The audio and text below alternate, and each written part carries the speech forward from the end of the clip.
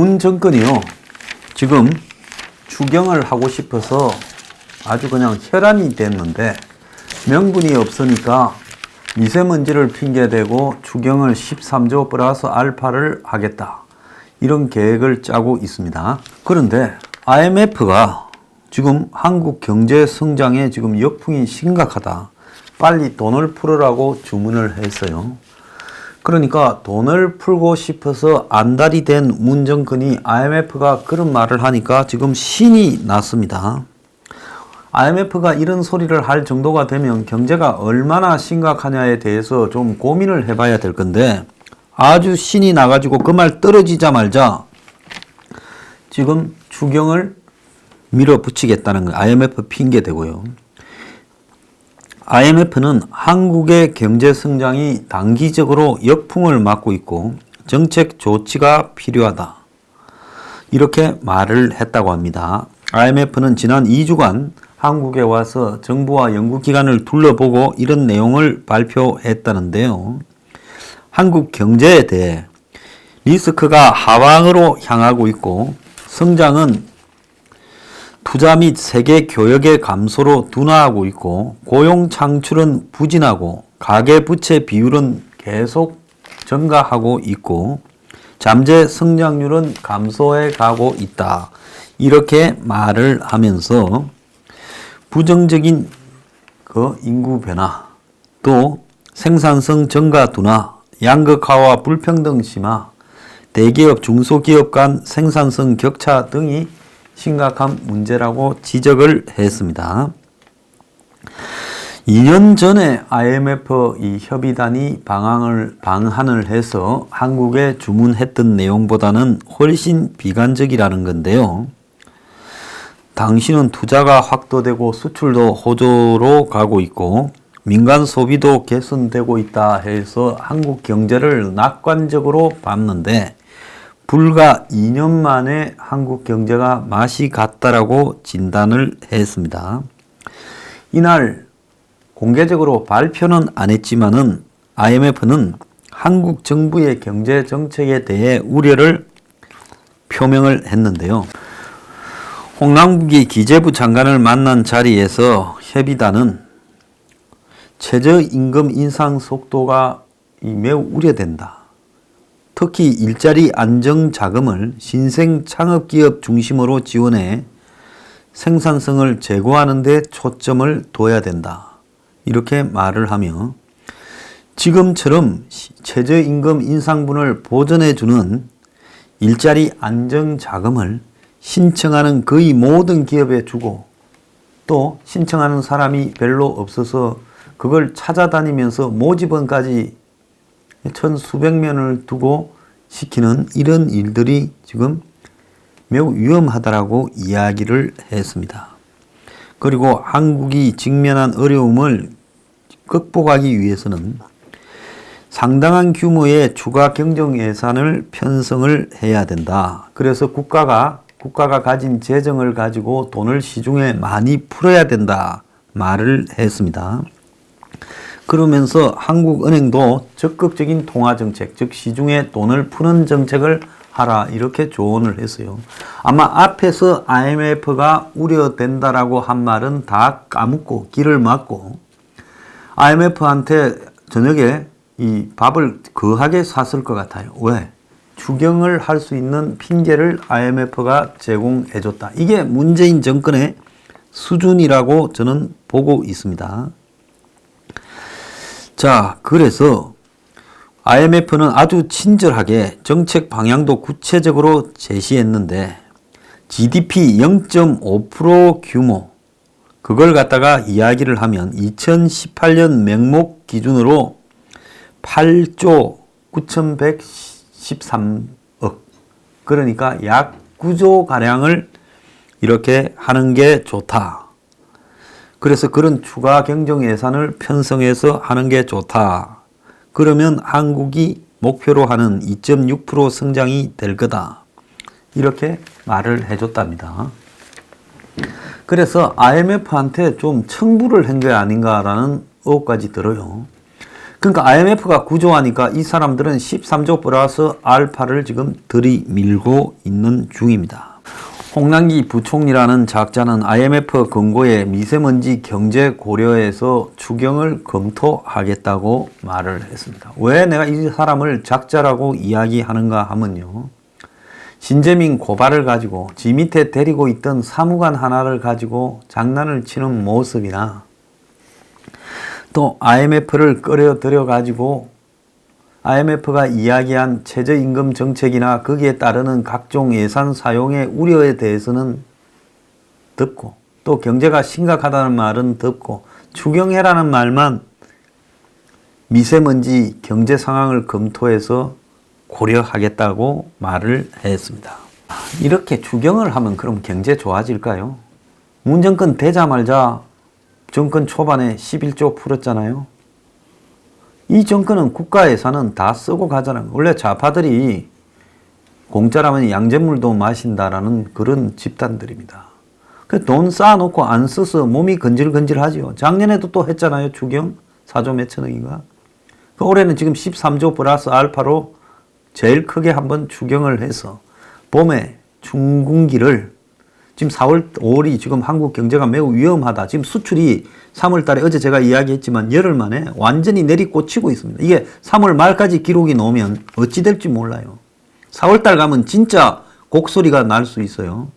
그러니까 빨리 돈 풀어가지고 그거 막겠다라는 이야기입니다. 그런데 문 정권이 공연히 지금 징용 문제 판결 등을 가지고 일본 기업들의 자산을 한국이 압류하겠다 하니 아소다로 일본 총리 겸 재무상이 한국의 징용 피해 소송에서 배상 명령을 받은 일본 기업의 자산 압류를 하게 되면 일본도 송금과 비자 발급 정지 등의 보복 조치를 지금 취하겠다라고 언급을 하고 나섰습니다. 자, 한국 경제가 과거 IMF 같은 위기에 빠졌을 때 일본하고 이렇게 원수로 가면 어떤 상황이 벌어질 건가에 대해 좀 고민이라도 한번 해봤는지 모르겠습니다. 지금 일본 우습고 중국이 대단해 보이죠. 그리고 북한은 항상 아픈 내 자식 같고, 그런데 위기가 생겼을 때 중국이 어떻게 하는지, 또 한국이 일본을 이렇게 무시하고 일본과 공연히 적대적으로 간 대가가 어떤 것인지 위기 때 느낄 거라고 보고 있습니다. 일본 정부에서 징용 문제 등과 관련해 한국이 그걸 징용 관련 기업에 대해서 압류를 하면 보복 조치로 송금 정지, 비자 발급 등을 언급한 게 이번이 처음입니다. 아소 부총리는 관세에 항정하지 않고 송금 정지, 비자 발급 정지 등의 보복 조치를 취하겠다라고 이야기를 하고, 지금 일본 정부는 신일철 주검 피해자 변호인단이 이 신일철 주검이 보유한 포스코와의 합작법인 주식 압류 절차를 진행을 했지만은 현금화를 위해서 경매는 지금 하지 않았어요. 자, 지금 신일철 주검이라는 일본 회사가 과거에도 그거 있었는데 징용을 해서 했다. 그래서 지금 그 회사가 한국의 포스코하고 합작법인을 만들었는데 한국에 있는 그 합작법인의 신일철 주검 주식을 지금 압류를 해가지고 경매를 지금 하려고 하니까 일본 정부에서 지난 일을 가지고 계속 그렇게 했을 경우에는 일본 정부가 한 100여 가지의 보복을 하겠다. 보복 관세, 일부 일본 제품의 공급 중지, 즉 한국의 일본의 이 소재 부품을 한국에 팔지 마라. 우리 돈 안 벌어도 좋다. 그 다음에 비자 발급 제한, 그리고 최종적으로는 한국에 나와 있는 일본 기업의 철수 등까지도 지금 언급을 하고 있습니다.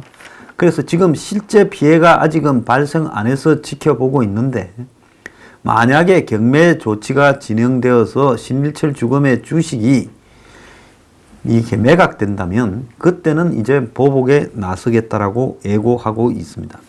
작년에 주식을 하다가 뭐 10조가 넘게 날렸다는 국민연금이 돈 불린다다가 가만히 돈을 까먹었죠. 그런데 국민연금이 돈을 잘 늘려가지고 나중에 연금 받을 수 있게만 하면 될 건데 칼을 빼들고 11개사의 주총에 개입해서 안건 반대에 나서겠다. 지금 한진칼, 대한항공에 3월 주총을 놓고 지금 아직도 치열하게 국민연금과 그 앞잡이인 이 펀드가 싸우고 있지 않습니까? 그래서 이 하라는 짓거리는 안 하고 이제 국민연금도 한마디로 재벌 손보겠다고 나서고 있습니다.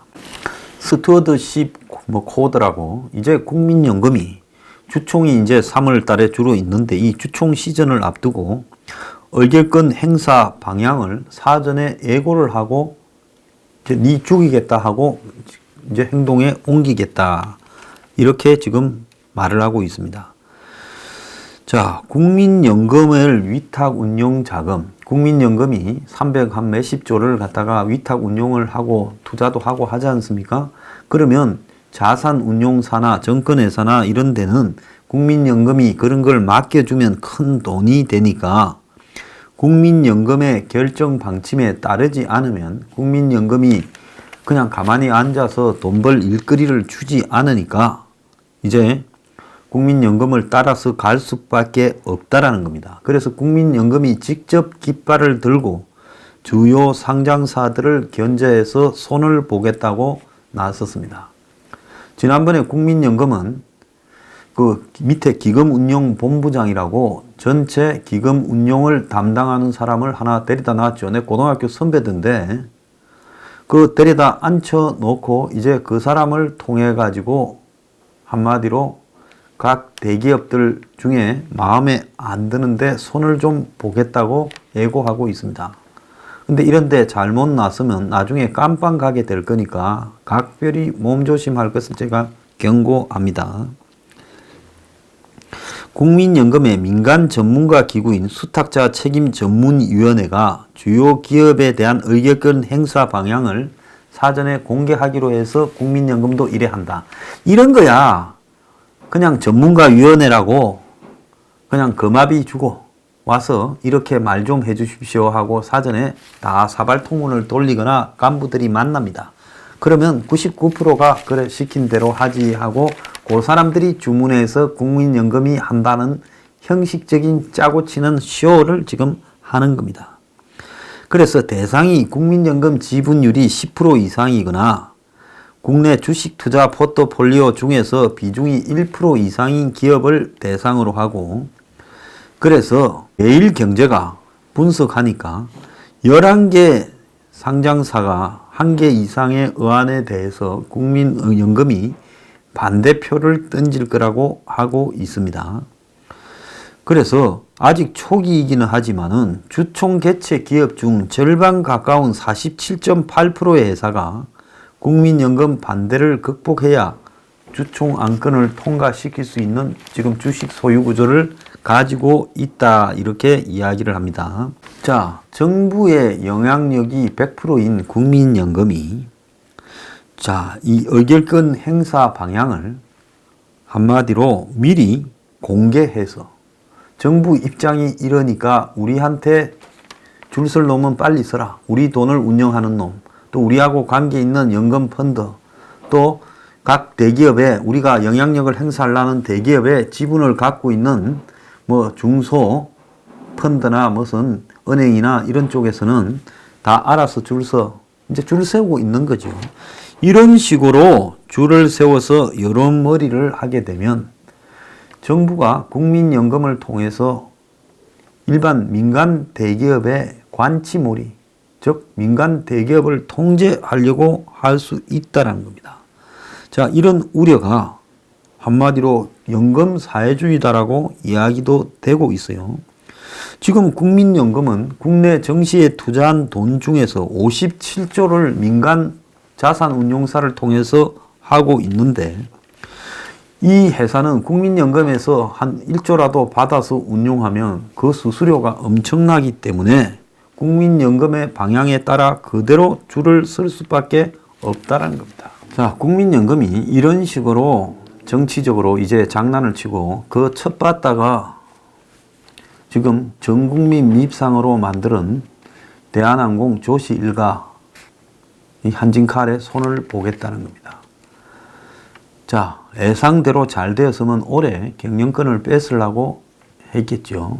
자, 그런데 올해 지금 그게 좀 여의치 않으니까 조씨 일가를 지금 경영 일선에서 퇴진시키고 내년쯤 좀 빼들어 먹지 않을까 하는데요. 아마 이 정권은 물러나기 전에 기업 재벌 몇 개는 자신들이 직접 뺏어 먹으려고 지금 작정을 하는 것 같고, 지금 삼성 바이오로직과 관련해서 이재용의 승계권 문제도요. 어떤 때 보면 이재용이하고 딜해서 잘 끝난 것 같고, 어떨 때 보면 진짜 또 뺏어 먹으려고 또 칼 들은 것 같고, 그래서 그 문제도 지금 이런 국민연금의 행태와 깊숙하게 연장선상에서 있는 문제라고 생각을 합니다. 민간 기업이 잘못하고 법을 어기면 그건 법대로 처리하면 되는 것이지, 경영권까지 정권의 하수인인 국민연금을 내세우고 또 그 앞에 똘마니 펀드를 내세워서 장난을 치는 것은 옳지 않다고 보고요. 저는 이 지금 칼 먹으려고 드는 국민연금 앞잡이 펀드가 누가 그 주인인지 그 내부 지배 구조를 자기부터 먼저 좀 공개해 보기를 요구합니다. 자, 지금 사교육비가 어제 29만 원이다. 이렇게 평균 나왔어요. 서울은 뭐 한 40만 원 된다. 이렇게 발표를 했는데, 사교육을 아예 안 받는 학생들까지 포함해서 평균을 내서 사교육비 29만 원이라는 말이 지금 국민의 웃음거리가 되고 있습니다. 그래서 전체 사교육비는 한 20억 된다라고 발표를 했는데, 자, 이 초중 고등학교 학생 수가 2.5%가 줄었는데, 재작년보다요. 그런데 사교육비는 8천억이나 늘어났다. 이렇게 이야기를 합니다. 그런데 문제는 1인당 사교육비가 29만 천 원인데, 그 전년도인 2017년에 27만 2천 원이었는데 그것보다 19,000원 1인당 평균 늘었다고 이야기를 하고 있습니다. 그런데 지금 29만 천 원이라는 사교육비에 대해서 지금 학부모나 이해관계자들이 이건 너무 작아도 작다. 그래서 어떻게 이런 통계가 나올 수 있냐 하니까 사교육을 아예 안 받는 학생까지 넣어서 이야기를 한 거다. 사교육을 받는 학생으로 범위를 넓히면 39만 9천 원이다라고 이야기를 하고 있습니다. 그런데 여기에도 또 안 들어간 것이 어학연수비, EBS 교재 구매비, 방과 후 학교 수강비는 포함 안 됐고 기껏해야 학원, 과외, 인터넷 강의 비용만 들어가 있어서 실제로 부모가 내는 돈 중에 많은 부분이 빠져 있다 그러고요. 학부모들은 한 달 학원비가 100만 원이 넘는데 정부 통계 못 믿겠다. 한 과목만 학원 보내도 30만 원이다. 그리고 이 통계에 영유아 학원비, 어학연수, 방과 후 학교, 교재 구입비 등 빠진 게 너무 많다. 그래서 이런 엉터리 통계를 뭐 하려고 사교육비라고 발표해서 합니까? 제가 봤을 때는 정부가 발표한 통계의 한 4배는 더 된다 이렇게 봅니다. 만약에 이 사교육비 시장이 20조라면요. 아마 지금 한국의 학원들 중에 절반은 문을 닫아야 그게 가능을 할 겁니다. 딱 봐도 엄청난 사교육 시장이 지금 갈수록 커지고 있는데 어떻게 사교육비가 20조고 가정당 29만 원을 쓰느냐. 아마 서울 경기나 중산층 이상의 가정에서 한 달 학원비 100만 원 넘는다. 이 말은 100% 맞는 말이고, 또 대학에 다니는 이 취직을 바라는 그런 학생들도 결국은 취업을 위해서 쓰고 있는 사교육비 상당수를 부모에게 의존하고 그것도 사교육비로 포함돼야 되는데 이런 것들이 다 빠져 있고, 이 사교육비도 서울 지방 또 서울에서 강남과 강북 이런 식으로 격차가 양극화되어 가고 있답니다. 이 사교육비 문제를 해결하는 입시 개혁이 없이는 대한민국은요, 이 전부 가정마다 거지가 되어 갈 거라고 봅니다. 쓸 수 있는 돈이 없어요. 가처분 소득 중에서요. 그러니까 소비가 안 늘어나는 주요 원인이 중에 하나가 이 사교육비라고 저는 보고 있습니다.